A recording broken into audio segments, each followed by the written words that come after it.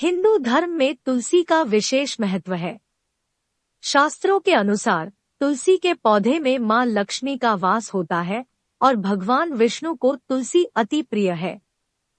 इसी कारण तुलसी की पूजा करने से हर तरह के दुख दर्द से छुटकारा मिल जाएगा।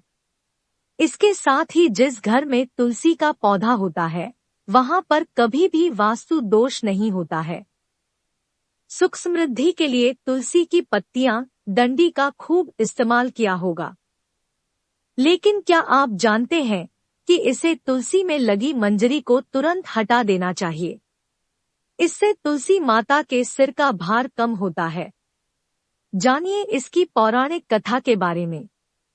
जानिए तुलसी से क्यों हटा दे तुरंत मंजरी। पौराणिक कथा के अनुसार एक बार मां लक्ष्मी, मां सरस्वती और मां गंगा के बीच किसी बात को लेकर बहस हो जाती है और यह बहस इतनी ज्यादा बढ़ जाती है कि एक दूसरे को शाप दे देती है।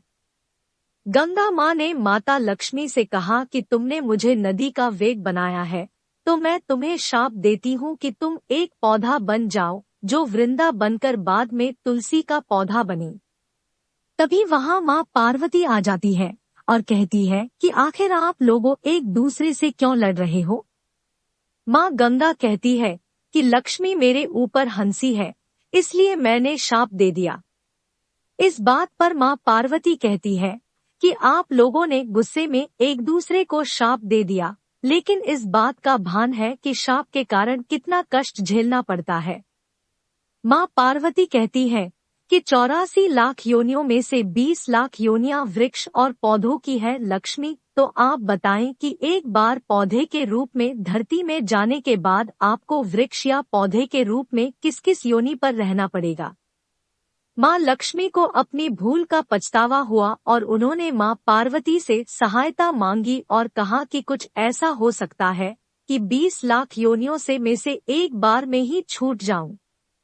ऐसे में मां पार्वती ने कहा कि इस शाम का हल मेरा पास तो नहीं है, लेकिन इसका हाल महादेव ही बता सकते हैं।